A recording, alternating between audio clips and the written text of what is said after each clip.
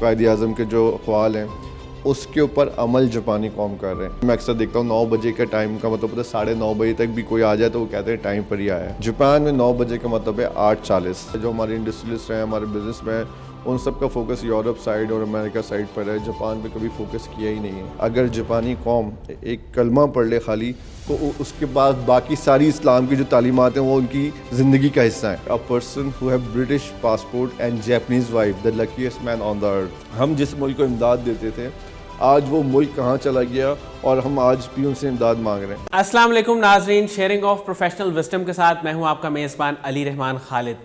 ناظرین، جیسا کہ آپ جانتے ہیں کہ ہم ہمیشہ ہی اپنے پروفیشنل وزڈم کے پلیٹ فارم سے کوئی نہ کوئی ایسی سٹوری آپ کے ساتھ شیئر کرتے ہیں جس میں سکسیس بھی ہوتی ہے اور کوئی لرننگ ایسپیکٹ بھی ہوتا ہے.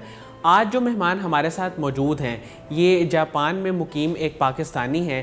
یہ کورسپونڈنٹ بھی ہیں اور ریپرزنٹیٹیو بھی ہیں جنگ میڈیا گروپ کے جاپان میں. ہم ان سے جانیں گے کہ پاکستان اور جاپان کے تعلقات کیسے ہیں، ان کو امپروو کیسے کیا جا سکتا ہے. یہ اپنی زندگی میں بہت سارا کام بھی کر چکے ہیں. ہفتہ وار ان کا کالم بھی چھپتا ہے جنگ نیوز پیپر میں، اور اس کے ساتھ ساتھ یہ 7 کتابوں کے مصنف ہیں جن میں سے 2 انگریزی میں ہیں اور باقی جو 5 ہیں وہ اردو زبان میں ہیں. ہم ان سے یہ بھی جانیں گے کہ یہ اپنے کالمز میں، اپنی کتابوں میں کیا باتیں کرتے ہیں، اور خاص طور پہ جو سب سے امپورٹنٹ چیز ہے وہ یہ ہے کہ جیپنیز لوگ ایسا کیا کرتے ہیں کہ وہ پاکستان سے زیادہ ترقی کر رہے ہیں. وہ کون سی ایسی امپورٹنٹ چیزیں ہیں جن کو وہ فالو کرتے ہیں اور انفارچونیٹلی ہم جو کہ ایک مسلمان قوم ہے، پاکستانی ہیں، ہم ان کو فالو نہیں کرتے پراپرلی، جس کی وجہ سے وہ ترقی کر رہے ہیں اور ہم تھوڑا سا پیچھے ہیں. اور اگر ہم بھی ان کو فالو کر لیں تو ہم بھی ان سے آگے بھی جا سکتے ہیں. تو ان ساری باتوں پہ ڈسکشن ہم ان سے کریں گے اور جانیں گے کہ پاکستان والوں کے لیے جاپان میں کیا کیا اپرچونٹیز ہیں، اور جو ورکنگ ویزا اوپن کیا ہے جاپان نے مختلف کنٹریز کے لیے جس میں پاکستان بھی شامل ہے، اس سے پاکستان کو کیا کیا بینیفٹ ہوگا. یہ سب باتیں اس انٹرویو کا حصہ رہیں گی. آئیے ان سے ملتے ہیں. بہت بہت شکریہ عرفان صدیقی صاحب آپ کی تشریف آوری کا. سر مجھے یہ بتائیے کہ آپ کا بڑا ورسٹائل ایکسپیرینس ہے. آپ ریپرزنٹیٹیو ہیں جنگ گروپ کے بھی، آپ بے شمار کالمز بھی لکھ چکے ہیں، 7 کتابیں اب تک آپ کی آ چکی ہیں، اور آپ جاپان میں مقیم ہیں. مجھے یہ بتائیے گا کیسا محسوس ہوتا ہے ایک پاکستان کا ریپرزنٹیٹیو ہوتے ہوئے جاپان میں رہنا، وہاں چیزوں کو ایکسپلور کرنا، دیکھنا، تو کیسا لگتا ہے؟ جی، اللہ کا لاکھ لاکھ شکر ہے کہ میں پاکستان کے سب سے بڑے ادارے کو جاپان میں ریپرزینٹ کر رہا ہوں. اور جاپان سے میرا جو مین سبجیکٹ یہی ہوتا ہے کہ میں جاپان کی جو کامیابی ہے، جاپان کی جو سکسیس اسٹوری ہے، ہمارے بعد ایک آزاد ہونے والا ملک اور جو ایٹم بم سے تباہ ہو چکا تھا، اس ملک نے اتنے کم وقت میں کیسے اتنی زیادہ ترقی کر لی کہ وہ آج دنیا کی تیسری سب سے بڑی معیشت ہے. اور سب سے امپورٹنٹ بات یہ کہ صرف 12 کروڑ کی آبادی ہے، 12.5 کروڑ کی جاپان کی آبادی ہے. اس میں بھی جو ان کی اولڈ ایج پاپولیشن بہت زیادہ ہے، اور ان کی جو ایکسپورٹ ہے $800 بلین کی ایکسپورٹ ہے ان کی، اور $700 بلین کی امپورٹ ہے. 1500 ارب ڈالر کی اکانومی، 12.5 کروڑ لوگوں کی. تو آپ یہ دیکھیں کتنی جاپان نے ترقی کی ہے. تو یہ چیزیں میں سیکھ کے اپنے کالمز کے ذریعے، اخبار کے ذریعے پاکستان کے لوگوں کو بتانا چاہتا ہوں، اور اس لیے یہ ساری جو 7 کتابوں میں یہی چیزیں لکھی ہوئی ہیں. سر بیسک وہ فلسفہ کیا ہے جس کو وہ لوگ اتنا ایگریسولی، اتنا پیشنیٹلی فالو کر رہے ہیں، جس کی وجہ سے وہ ترقی بھی کر رہے ہیں اور آگے بھی بڑھ رہے ہیں؟ وہ کیا فلسفہ ہے؟ کن چیزوں پہ، کن اصول و ضوابط پہ وہ عمل پیرا ہیں؟ میں سمجھتا ہوں سب سے امپورٹنٹ جو ہم لوگ کہتے ہیں کہ ایمان، اتحاد اور تنظیم، قائد اعظم کے جو اقوال ہیں اس کے اوپر عمل جاپانی قوم کر رہے ہیں. اتنی ڈسپلن قوم ہے جاپانی کہ 9 بجے جب آفس کا ٹائم ہوتا ہے ہم لوگ کا، پاکستان میں اکثر دیکھتا ہوں 9 بجے کا ٹائم کا مطلب ہوتا ہے 9:30 بجے تک بھی کوئی آ جائے تو وہ کہتے ہیں ٹائم پر ہی آیا ہے. جاپان میں 9 بجے کا مطلب ہے 8:40 پہ آپ نے دفتر میں ہونا ہے، اور 9 بجے سے پہلے کام سٹارٹ ہو جاتا ہے. تو یہ جو ان کی ٹائمنگز ہیں. اور اس کے بعد ہمارے یہاں جو افسری کا بہت زیادہ ایک ہوتا ہے کہ لائک باسز اینڈ دس، وہاں پہ ہر بندہ جو نا ایکویلنٹ کام کرتا ہے، اور جو آنر ہوتا ہے کمپنی کا سب سے زیادہ کام اس نے کرنا پڑتا ہے. سب سے زیادہ کام باس کرتا ہے. اس سے پوچھے بھی کہ آپ تو باس ہیں، آنر ہیں کمپنی کے، آپ کیوں اتنی محنت کر رہے ہیں؟ تو بول رہے ہیں کہ میری کمپنی ہے، میں کام نہیں کروں گا تو نیچے والے جو ہیں وہ ان کے اندر بھی جو ایک وہ پیشن ہے وہ پیدا نہیں ہوگا. تو ہر بندہ جو ہے نا محنتی، ڈسپلن، پنکچوئل اور ایماندار اور سچے.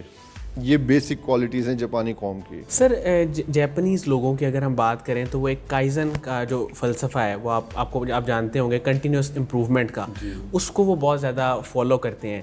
تو آپ نے وہاں پہ دیکھا ہے وہاں آرگنائزیشنس میں وہاں کا کلچر کیسا ہے, وہاں انہوں نے اس چیز کو کیسے امپلیمنٹ کیا ہوا ہے؟ دیکھیں کائزن ایک ٹرمنالوجی استعمال کرتے ہیں کہ وہ امپروومنٹ ان دا سوسائٹی, اور وہ سوسائٹی میں آپ کا بزنس بھی آ جاتا ہے, اس سوسائٹی میں آپ کی جنرل پبلک بھی آ جاتی ہے اور آپ کا معاشرہ بھی آ جاتا ہے. تو وہاں پر آپ دیکھیں کہ اتنے آفیسز کے اندر ہر کچھ تھوڑے دنوں کے بعد ایک نئی وہ چاہتے ہیں کوئی نیا ایسا سسٹم آئے جس سے ان کی امپروومنٹ جو ہے کام کرنے کی وہ بڑھ جائے. اس کا میں آپ کو چھوٹا سا ایک بات آپ کو میں ایکسپلین کروں کہ پاکستان میں 1 ایکڑ کے اوپر فار ایگزامپل ہم پیاز یا آلو کی بات کریں تو اس کا ایک ریشو ہے کہ 20 ٹن فار ایگزامپل ایک پیدا ہوتا ہے 1 ایکڑ میں. جاپان میں اسی 1 ایکڑ زمین پہ 80 ٹن آلو یا سبزی یا کوئی بھی وہ پیدا ہوتی ہے. ہمارے یہاں بڑی مشکل سے 2 یا 3 فصلیں ہم لیتے ہیں سال میں, وہ 4 فصلیں تک لے لیتے ہیں. تو بات یہ کہ یہ ساری چیزیں امپروومنٹ آف ٹیکنالوجی اور ایکسپیرینس نیو تھنگ, اور اپنے جو ورکرز ہیں ان کو زیادہ سے زیادہ سہولیات فراہم کرنا اور ڈیڈیکیشن دا ورک. تو یہ ایک مسلسل ایک عمل ہے جو آپ کو وہاں کی سوسائٹی میں نظر آ جاتا ہے. تو یہ چیزیں ہیں جس کی وجہ سے جاپانی قوم ترقی کر رہے ہیں. دس از کائزن. سر پاکستان اور جاپان کے تعلقات کی اگر ہم بات کریں ویسے تو ٹھیک ہیں, لیکن ان کو مزید امپروو کیسے کیا جا سکتا ہے جس سے امپورٹ ایکسپورٹ لنکیجز ایک اکنامک کوریڈور جو ہے وہ ڈیولپ کیا جا سکے, وہ کیسے ہو سکتا ہے؟ پاکستان اور جاپان کے تعلقات اچھے ہیں, لیکن دیکھیں ایک جنرل ٹرمنالوجی ہے کہ پاکستان اور جاپان کے تعلقات بہترین ہیں, لیکن آپ ہاؤ وی پروو دیٹ, کہیں سے بھی ایسی کوئی چیز نظر نہیں آتی جس سے ہم یہ ثابت کر سکیں ہمارے تعلقات بہت اچھے ہیں. آپ یہ دیکھیں جاپان جیسا ملک جس کی 1500 ارب ڈالر کی اکانومی ہے, 800 ارب ڈالر کی ایکسپورٹ, 700 ارب ڈالر کی امپورٹ, 1500 بلین ڈالر. پاکستان کی جو جاپان کے لیے ایکسپورٹ ہے 200 ملین ڈالر, ایک پینٹ سے بھی کم ہے. بنگلہ دیش کی ایکسپورٹ ہم سے زیادہ, سری لنکا ہم سے آگے جاپان کو ایکسپورٹ کرنے میں, انڈیا تو بہت ہی آگے. تو ہمارے آس پاس کے جو ملک ہیں وہ ویتنام, تھائی لینڈ, یہ ہم سے بہت آگے ہیں. تو بات یہ کہ ہم 200 ملین ڈالر پہ یعنی کہ ہم وی آر ڈوئنگ نتھنگ. تو پولیٹیکل ڈفرینسز, پاکستان جس بلاک میں ہے, پاکستان کا جو بلاک ہے وہ چائنا بلاک میں آ گیا, جاپان جو ہے وہ انڈیا بلاک میں, امریکہ بلاک میں کاؤنٹ ہونے لگا ہے. تو بہت زیادہ ڈفرینسز ہیں. تو میرے خیال سے ایک اخلاقی طور پہ یا ایک جنرلی ٹرمز ہے کہ اچھے تعلقات ہیں, لیکن we are not proving that we have good relation with Japan. Sir ابھی کون سے ایسے اسٹیپس لیے جا سکتے ہیں 2-3 جس سے اس میں امپروومنٹ لائی جا سکے؟ گورنمنٹ سے آپ کیا کہیں گے, یا جو لوگ مطلب اس میں ہیں درمیان میں ان کو آپ کیا سجیسٹ کریں گے, کیا آپ تجویز دیں گے؟ نہیں, میں سمجھتا ہوں کہ گورنمنٹ کا فوکس جاپان کی طرف ہے ہی نہیں. ہمارا جو فوکس ہے, جو ہمارے انڈسٹریلسٹ ہیں, ہمارے بزنس مین, ان سب کا فوکس یورپ سائڈ اور امریکہ سائڈ پر ہے. جاپان پہ کبھی فوکس کیا ہی نہیں ہے, اور اس کے لیے جو کوششیں وہ بھی اتنی خاص نہیں ہیں کہ آپ ایک جاپان کی مارکیٹ پہ ریسرچ کریں. آپ دیکھیں کہ اگر جو ڈینمارک ہے جو ایک یورپین کنٹری ہے, وہاں سے جو چاکلیٹ ہے وہ 1 ارب ڈالر کی صرف جاپان آتی ہے سالانہ. ایک چاکلیٹ 1 ارب ڈالر کی بیچ رہے ہیں. ہم ٹوٹل ایکسپورٹ میں 200 ملین ڈالر ہیں. تو ہم نے اس مارکیٹ کو ریسرچ کرنا ہے, ہم نے ان کو دیکھنا ہے کہ ہماری کیا چیز جاپان میں بک سکتی ہے, اس کو بیچنے کے لیے ان کی کوالٹی کی اسٹینڈرڈ کیسے مینٹین کر سکتے ہیں, اور اس کا جو طریقہ کار ہوتا ہے مارکیٹنگ کا وہ تو کوئی اپنایا نہیں, ابھی ہم لوگ نہیں اپنا سکے. تو یہ ساری چیزوں کا ایک پورا ایک ریسرچ ورک کر کے پھر ہمیں فوکس کرنا پڑے گا, تو پاکستان کے جاپان سے بہتر ہو سکتے ہیں تعلقات. سر جاپان نے ابھی ریسنٹلی ورکنگ ویزا دینا شروع کیا پاکستانیز کو, تو اس کا کیا پروسیجر ہے اور اس سے آگے کیا بینیفٹس ہوں گے؟ جاپان نے تقریباً ان کو ورک فورس میں کافی کمی ہے, تو ان کو تقریباً 3.5 سے 4 لاکھ لوگوں کی ضرورت ہے, اور انہوں نے جو 7-8 ملک سلیکٹ کیے ہیں اس میں پاکستان بھی لکیلی شامل ہے کہ آپ یہاں سے بھی لوگ بلا. انڈیا ہے, اس میں بنگلہ دیش ہے, سری لنکا ہے, نیپال ہے, ویتنام ہے, تھائی لینڈ ہے, برما ہے, پاکستان ہے. تو اب یہ 3.5-4 لاکھ لوگ جو بھیجنے ہیں ان کی کچھ ریکوائرمنٹس ہیں کہ لینگویج آنی چاہیے جاپان کی, اور اس کو کتنا ایکسپیرینس ہونا چاہیے, کس طرح کے بندے چاہیے. تو جاپان میں جو ریسیونگ آرگنائزیشن ہے, جو 2 ملکوں میں ایک ایگریمنٹ ہوا پاکستان اور جاپان میں, جو ریسیونگ آرگنائزیشن ہے وہ تو 3200 ہیں جاپان کی طرف, اور پاکستان کے جو سینڈنگ آرگنائزیشن جسٹ 2 یا 3 ہیں. تو اس طرف ہمیں بہت زیادہ کام کرنا پڑے گا کہ ہم پیچھے سے ہوم ورک کریں اور اپنے زیادہ سے زیادہ لوگوں کو اس وقت جاپان بھیج سکیں. دیکھیں بڑی امپورٹنٹ بات ہے کہ پاکستان کی 22 کروڑ کی آبادی ہے, بالکل 22 کروڑ کا انفراسٹرکچر ہے. ٹوٹل ایکسپورٹ اس 22 کروڑ کی جو ہماری پاپولیشن ہے وہ $25 ارب کی ہے. صحیح. ٹھیک ہے, اور ہمارے 80 لاکھ یا 90 لاکھ لوگ پاکستان سے باہر اوورسیز پاکستانی ہیں, ان کے جو ریمیٹنس ہیں وہ $32 ارب ہے. تو آپ کے جو اتنے سے لوگ 80-90 لاکھ $32 ارب آپ کو بھیج رہے ہیں اور آپ 22 کروڑ لوگوں سے $25 ارب کی ایکسپورٹ کر رہے ہیں. تو اور ساری فیسلٹیز ان لوگوں کے لیے, اوورسیز پاکستانی کو تو کوئی فیسلٹی نہیں ہے. ایسے ہی. تو گورنمنٹ کو چاہیے کہ اگر یہاں پہ اتنا اچھا نہیں کر پا رہے انڈسٹری میں, تو آپ اپنے پاکستانیوں کو باہر بھیجیں تاکہ وہاں سے آپ کو پیسہ بھیج سکیں. تو اس کے لیے گورنمنٹ کو ایک بڑا پراپر چینل بنا کے کام کرنا پڑے گا, جس میں بھی بہت پیچھے ہیں. سر اسٹوڈنٹس کی اگر ہم بات کریں جو لوگ اسٹڈی ویزا پہ جانا چاہتے ہیں جاپان کچھ پڑھنے کے لیے, تو ان کے لیے کیا وہاں پہ اپرچونیٹیز ہیں؟ دیکھیں جاپان دنیا کی 3rd بگ اکانومی ہے, ایجوکیشن وائز بھی دنیا کی بہترین ٹاپ یونیورسٹیز جاپان میں ہیں, ویزے بھی لگ جاتے ہیں, اور لوگوں کو صرف یہ انڈرسٹینڈنگ ہے پاکستان میں کہ جاپان میں جائیں گے تو صرف جاپنیز لینگویج میں پڑھائی ہوگی. نہیں, وہاں انگلش لینگویج میں بھی ایجوکیشن, ہائر ایجوکیشن ہوتی ہے. تو اس کا ایک پراپر چینل ہے, اگر اس کو فالو کریں تو ویزے لگتے ہیں, لوگ آتے ہیں پڑھتے ہیں. جاپان اسکالرشپ دیتا ہے, اور بہت ساری اسکالرشپ ایسی ہیں جو یوٹیلائز ہی نہیں ہوتی, وہ بھی ہمیں یوٹیلائز کرنی چاہیے. تو this is what we are lacking. تو فوکس کریں تو بالکل ہو سکتا ہے. سر اگر ایک چیز کو ہم مطلب اس میں سے پوائنٹ آؤٹ کریں جو جاپان کی سکسیس میں سب سے زیادہ امپورٹنٹ رول پلے کر رہی ہے, ان کا ایجوکیشن سسٹم ہے, لوگوں کی گرومنگ ہے, تو آپ کیا سمجھتے ہیں سب سے امپورٹنٹ فیکٹر کیا ہے جس نے ان کو اتنا گروتھ کی طرف گامزن کیا ہوا ہے؟ I think commitment and dedication, discipline, یہ ساری چیزیں ہیں جنہوں نے, دیکھیں جاپان کی سب سے وہ کوالٹی پہ نو کمپرومائز ہے. کوالٹی اتنی اچھی ہے کہ ایک گاڑی اگر پاکستان میں بنتی ہے, آپ یقین اس کا دروازہ آپ کھولیں یا آپ اس کی ڈگی کھولیں, آپ کو پتہ چل جائے گا اس لائک کا 3 ڈبہ ٹائپ کی کوئی انہوں نے وہ مٹیریل استعمال کیا ہے. وہی گاڑی اگر جاپان میں آپ کھولیں تو آپ کو دروازہ کھولتی پتہ چلے گا آپ کوئی ہیوی چیز کھول رہے ہیں, بند کر رہے ہیں. تو جاپان میں کوالٹی پہ کوئی کمپرومائز نہیں ہے. دنیا بھر میں ایک امپریشن ایسا ہے کہ ایک میڈ ان چائنا چیز ہوگی اور ایک میڈ ان جاپان ہوگی. Made in Japan double cost میں بھی ہوگی تو لوگ کہیں گے میڈ ان جاپان اس کو بائی کر لیں.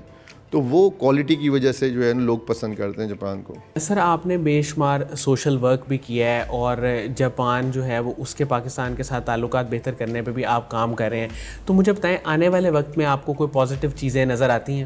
دیکھیں ہم تو یہ چاہتے ہیں کہ پاکستان کو جاپان سے سیکھنے کے لیے بہت کچھ ہے, اور پاکستانیوں کو بھی جاپان سے سیکھنے کے لیے بہت کچھ ہے, اور جاپانی پاکستان کو پسند بھی کرتے ہیں, تعلقات بھی اچھے ہیں. سیکھنے والی چیزیں صرف یہی ہیں کہ ہم لوگ پنکچولیٹی سیکھیں, ان سے سچ بولنا سیکھیں, ایمانداری سیکھیں, ہارڈ ورکنگ سیکھیں.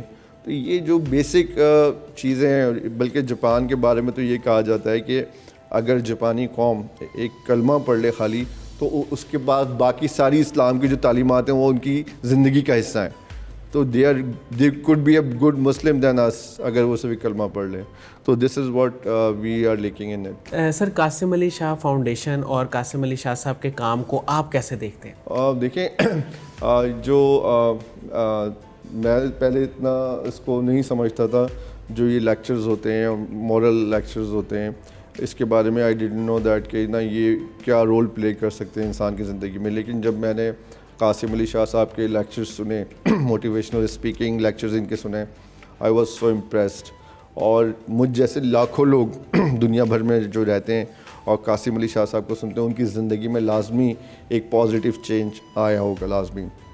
اور یہ چینج وہ ہوتے ہیں جو موٹیویشنل اسپیکرس کے, جو آپ ان کو لیکچر سنتے ہیں تو وہ آپ کو سوسائٹی میں نظر نہیں آتے, لیکن انسان کی انڈیویجول زندگی میں بڑا اثر کریٹ کرتے ہیں. تو میں سمجھتا ہوں کہ ہر انسان کو جب دنیا بھر میں رہتا ہے اس کو چاہیے لازمی سونے سے پہلے 5-10 منٹ کا ایک قاسم علی شاہ صاحب کا ایک لیکچر ضرور سن لے لائف کے اوپر, اس کی زندگی میں بڑا پازیٹیو چینج آئے گا. سر وہاں کے لوگوں کا اور یہاں کے لوگوں کا اگر ہم تھوڑا سا کمپیریزن کریں تو پرائیورٹیز کا بھی فرق ہے, یہاں کے لوگوں کی پرائیورٹیز شاید کچھ اور ہیں اور وہاں کے لوگوں کی کچھ اور ہیں, اس کو آپ کیسے دیکھتے ہیں؟ نہیں, میرے خیال سے پرائیورٹیز تو انسان کی, ہر انسان کی سکسیزفل لائف ہی ہوتی ہے.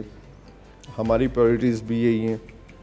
بدقسمتی سے ہماری جو گورنمنٹ ہے وہ ہمیں بیسک ایک انفراسٹرکچر نہیں دے سکی ترقی کرنے کا, بیکاز کرپشن بہت زیادہ ہوتے ہیں, آگے بڑھنے کے مواقع نہیں ہوتے ہیں. یہی پاکستانی جس کو پاکستان میں 10 یا 15 ہزار کی نوکری نہیں ملتی تھی, وہ کسی بھی طریقے سے, ایک صحیح طریقے سے, 2 نمبر طریقے سے, جہاں بھی فرسٹ جاپان پہنچا یا امریکہ پہنچا یا لنڈن پہنچا, وہ سکسیزفل ہو گیا, کیونکہ اس کو وہ سسٹم ایک ایسا مل گیا آگے بڑھنے کے, جہاں مواقع ہیں, جہاں پہ معاشرہ, جہاں سسٹم آپ کو آگے بڑھنے کی مدد فراہم کرتا ہے.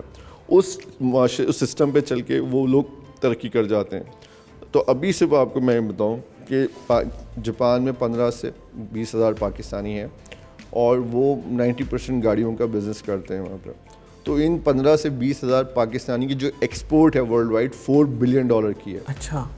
تو پاکستانی جو جاپان میں رہتے ہیں ایک اچھے, ایک اکنامک طور پہ بڑی اچھی لائف گزار رہے ہیں. تو وہ جب 15 سے 20 ہزار آدمی $4 ارب کی ایکسپورٹ کر سکتے ہیں جاپان سے دوسرے ملکوں میں, تو پاکستان کے جو 22 کروڑ لوگ ہیں مل کے بھی $25 ارب کی کر رہے ہیں. تو یہ معاشرے کا اور سسٹم کا فرق ہے. ہمیں سسٹم میں وہ پازیٹیو تبدیلیاں لانی ہے جہاں پہ ایک عام آدمی بھی ترقی آسانی سے کر سکے. اچھا سر, میں نے سنا ہے کہ جو جاپان میں جو خواتین ہوتی ہیں وہ بہت وفادار ہوتی ہیں, لائل ہوتی ہیں, کیا یہ سچ ہے؟ جی, ایک 80 کی دہائی میں ایک انگلش محاورہ تھا, برٹش ایڈیم تھا, کہ a person who have British passport and Japanese wife, the luckiest man on the earth. اچھا. تو اس کا مطلب یہ تھا کہ 80s میں جب اس کے پاس برٹش پاسپورٹ ہے تو پوری دنیا اس کے لیے اوپن ہے, کوئی ویزے کی ضرورت نہیں ہے. جہاں آپ نے برٹش پاسپورٹ دکھایا you can go and enter. اور اسی طرح جاپانی وائف کا مطلب یہ ہوتا تھا جس نے جاپانی خاتون سے شادی کر لی, دنیا کی سب سے لائل, وفادار اور خدمت گزار خواتین ہوتی ہیں جاپان کی. تو یہ بالکل ٹرو ہے. جنہوں نے بعض لوگوں نے جنہوں نے محبت میں شادی کی اور اصلی جاپانی کلچر دیکھا, تو ان کو پتہ چلا ہوگا کہ جاپانی خواتین جو اتنی محبت کرتی ہیں اور اتنی وفادار رہتی ہیں اپنے ہسبینڈ سے.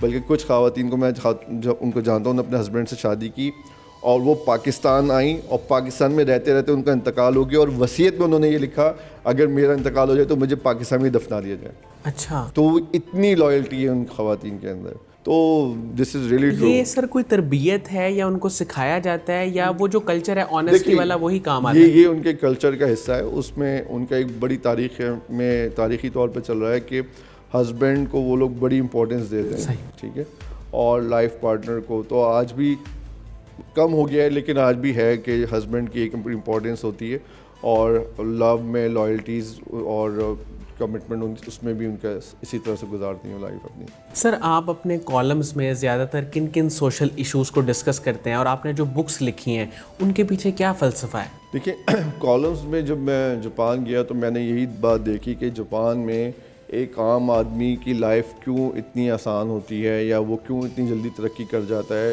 اور وہ لوگ ان کے معاشرے میں کیا ایسی پازیٹیو چیزیں ہیں جو ہمارے یہاں نہیں ہیں.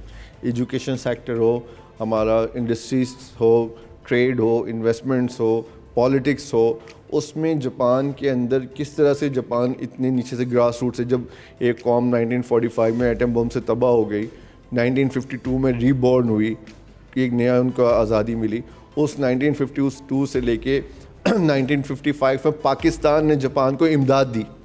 ایک جہاز پاکستان سے گیا, اس کے اوپر لکھا ہوا تھا پاکستانیوں کی طرف سے جاپانی دوستوں کے لیے امداد. وہ آج بھی اس کو یاد کرتے ہیں.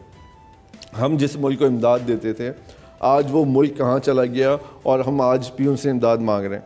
تو بات یہی چیزیں میں اس کامیابی کو میں نے اپنے کالمز کی صورت میں کتابوں میں شائع کیا, اور یہی چیز میں چاہتا ہوں کہ ہماری قوم اس کو پڑھے اور اس کو سمجھے, اور کس طرح سے ہم یہ لوگ آگے بڑھیں, اس بات کو فالو کر کے ہم بھی ترقی کے راستے پہ چل سکیں.